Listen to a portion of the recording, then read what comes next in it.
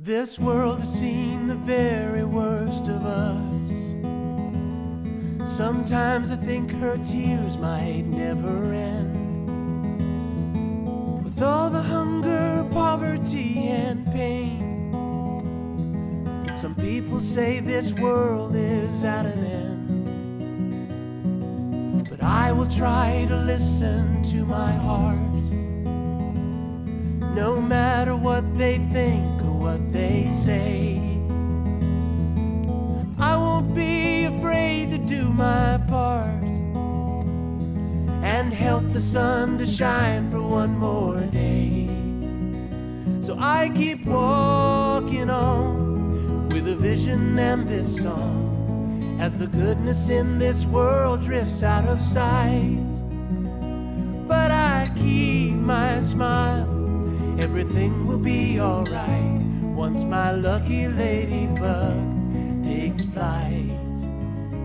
Once my lucky ladybug takes flight. Made me happy to see children of today taking such an interest into what's going on in the world. I think it's a wonderful thing that she's done. You know what, Hannah? I'd like to keep one of these and continue to do your good work, okay? We're coming from a Christmas manicure. We just had lots of fun together. And we were in the car, and we were driving down a back lane. And she was admiring her sparkly nails. We were singing Christmas carols, and we were sort of at the end of the lane, 5 feet away from us as we were driving, was a man eating out of a garbage can. And he was voraciously eating, and it was something that you couldn't miss because it was right there. I was literally driving in his direction. And we both stopped singing, and we both looked at him, and he looked up at us, and he went right back. And Hannah said, "Mommy, what is he doing? Why is he doing it?" I didn't know that there was homeless people. So I was really shocked and said that there's something not right here. I thought everyone should have a home. And it was horrible. It was horrible to see. And I didn't know what to say. And it was something that I never thought I would share with a child that was 5. And so I couldn't think of anything profound to say. And so I just said, you know, Hannah, he's down on his luck. He has nowhere to live and nowhere to eat, and he does that because he's hungry and he has to. I thought of that man almost every night. I worried about him almost for a year. And then I finally just had to do something about it. I just couldn't stop.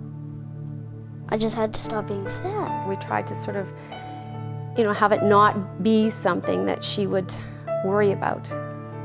And then when she started at her school, there was a lady that was right outside the gates of her school, and it was sort of in a poor part of the city, and you know, everything she had pretty much was in this grocery cart, and she was there a lot panhandling. She said, "Mommy, I know you can't stop when I'm with you, but can you give her some money? Can you do something for her?" And she would ask a lot. And so it seemed after, you know, now that this woman was outside the school gates, that this was something that she was going to be reminded of again. And then finally one night when she went to go to bed, I just said to her, you know, Hannah, sometimes when you worry about something, if you think of a little something that you can do to help it, maybe you won't worry so much anymore. And it was like a light went on for her.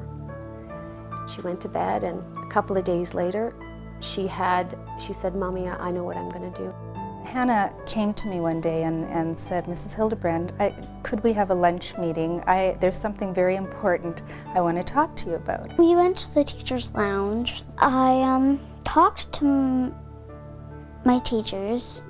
She had grandiose ideas of raising money and building a shelter. They said it was great, absolutely wonderful. We do have shelters around the city that care for the homeless, and could we do something to perhaps help the ones that are already there? They gave me some of their ideas, and it turned into one humongous big idea.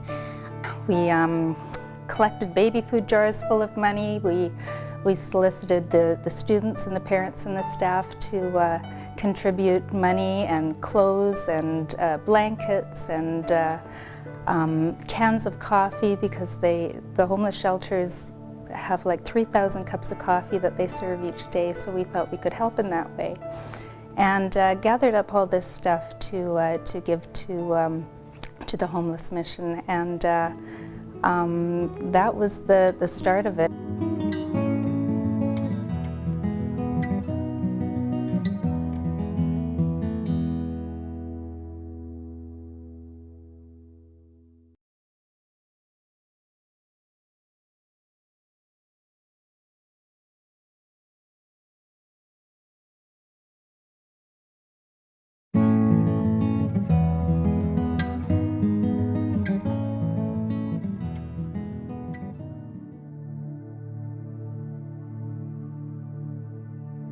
Hannah had gone around the city with her dad and found a homeless shelter that she thought would be a good place to contribute to. I invited them to come down to meet us and to see the mission firsthand. So as a result, that night, Hannah's dad, Bruce, brought Hannah down, and that was our initial meeting. Now this area that we have right here, this is where everybody eats. 6 people can eat here. And when it's really cold out, or when I left, I was so encouraged that I could help. For some reason, it's just, I can help, yeah. Have you seen the kitchen before? I actually started to cry. I mean, I don't know why, but I started to cry. For some reason, happy tears that I was actually going to help. The first thing that happened was I guess I offered, I said, I'll come to your school and speak to your class if you would like. And so they arranged that I could come and do that, and then Hannah sprung this fundraising program on her class. She says, we're going to do this, and we're going to do this, and we're going to do this. She's got it all organized and mapped out, and sure enough, they did it.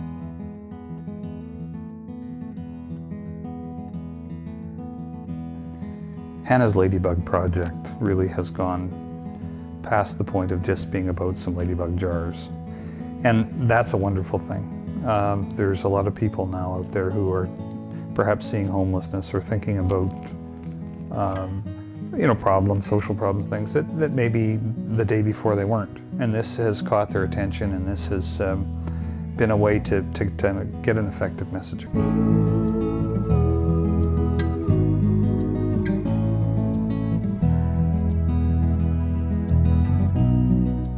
They're listening to you, and they're not gonna care if you make a mistake. They're not looking at the page, so it doesn't really matter. You just want to get your message out.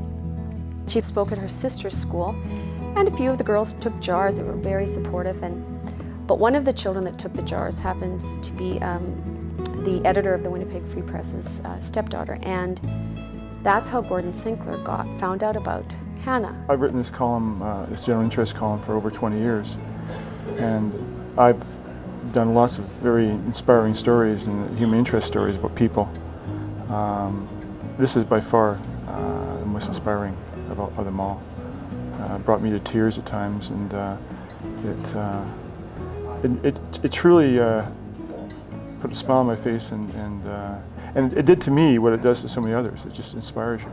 The support for Hannah has been phenomenal, but I don't want Hannah to be a political trophy where to some degree she is, exploited because of her courage and her passion and her compassion, that the people that are now applauding Hannah lose sight of the fact of the people that she's passionate about, that are real, broken, wounded people, that for the most part, politicians wouldn't phone or give very little consideration to.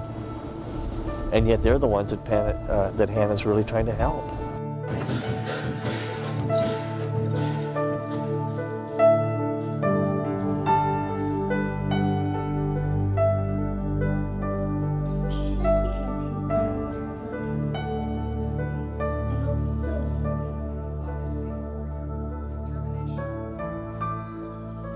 I think what it is with Hannah is that she is the personification of innocence and idealism. And it's what we all maybe were at one time, but time and experience and the world has eroded that. She's going to meet with the mayor, and it's a very private thing. And when I talked to his assistant, I said, you know, she has lots of questions and lots of things to talk to him about. He needs to listen to her. Whether or not he can do anything, I really need to be sure they want to listen to her. She sees these people as simply people, whereas most of us don't. It's all about the cause. It's not about her. It's not about anything else but the homeless. Someone gave me a ladybug jar actually on full, and I have no idea why, but And she said to me, you know, Mom, how come someone didn't fill this? And I said, you know, Hannah, sometimes there will be people who don't believe in what you believe in, and that's just life. And she said to me, you mean, Mom, there are people that don't believe that we should all care about each other and share a little of what we have? And I had to say, yeah. Oh, it didn't really hurt my feelings. I was just a bit confused. You know, there are lots of big hearts out there that are just waiting for a way to express themselves and to get involved and to help out.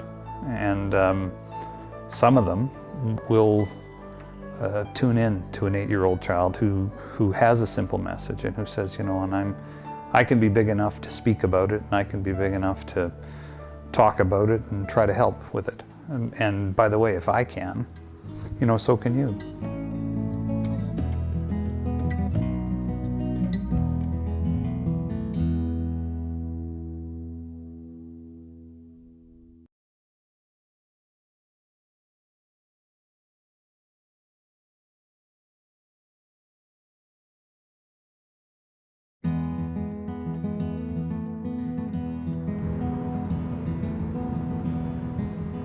This morning we have an appointment at the Children's Variety Heart Center. 4 weeks ago, Hannah, well, first of all, she was born with a flow murmur and it never really manifested itself into anything. But 4 weeks ago, she started to get quite sick, and we ended up in Children's Emergency, and they then referred us over here, and they did an echocardiogram and found a hole. And now they're doing some further tests to be sure that to find out if in fact the hole needs to be repaired and if there are any more problems that we need to know about. We're terrified for Hannah. One day I was coming out of the car to go to school, and I just didn't feel good for some reason. I just had to hold like her. I have no idea why. And then I got back into the car, drove home, and I had to stay home for that day. And then whenever I actually had this heart problem, it would start to like hurt and I would start to cry. But now it's gotten better actually. It says it didn't hurt that much anymore, and it doesn't happen that much anymore.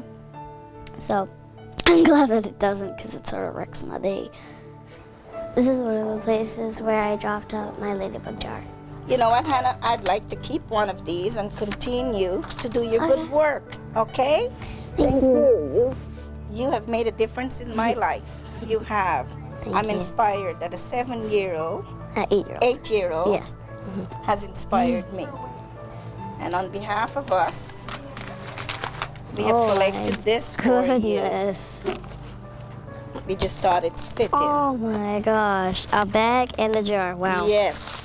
And Would you like to keep the jar? And we're going to keep this okay. because we'll continue to do this on your behalf. Do you remember bringing this in at Christmas time? And what was in it? It was your allowance. You had brought your allowance in here, and we used it to help look after the poor people. And then, you know what? We have money in here again. And do you know who gave that money? The homeless people. They gave their own money so that we can help look after them. This is so cool. Thank you, Hannah. When I saw Hannah and what she did, it warmed my heart. It means a lot to me to see her taking such a liking to this place, the people in this place. It's something that you can't put in money-wise. It's so much from the heart that she's sharing. And it's really beautiful that to see the next generation doing this and knowing that it's not for her credit or for money or for anything like that. It's coming from her heart. Be interested to find out where the world would be if we had more people like her. Hannah is so unusual. I look at my kids, I love my kids, and my kids are great. But when they were 8 years old, they were not advocating for the homeless. But what she does do is she inspires me and she motivates me to do the best job I can day in and day out, so that I'm true to her convictions, her passion, that people are helped to the full extent that we can possibly help them. Thank you for letting me come and speak to you about something I care very much about, people without a home, homeless people. Can you even imagine? It's amazing how it spills over into your thoughts, and it was interesting because one weekend when it was so very cold out, I was thinking, and I happened to be driving in my car and thinking how lucky I was to be in a warm car. But then I thought of Hannah, and I thought, you know what? I wonder if I would even have really thought about that had I not listened to Hannah. Over the past 2 years, I've learned a lot about homelessness. I've also learned that if you are worried about something and you do something to help the problem, you won't worry so much. How inspiring that this young girl who's 7 could have that kind of influence on adults, on young people alike. So I think that I think I have to call her very inspiring. She's just normal. Like, she plays pretend, she watches TV, she comes, dances in my room, like, just normal. That bugs me? Well, she sings a lot, which is great. But, you know, occasionally I have work to do and she sings pretty loud. She's a great singer though, actually, it's hilarious. She's a really good singer, so occasionally that bothers me though. It's not a big deal.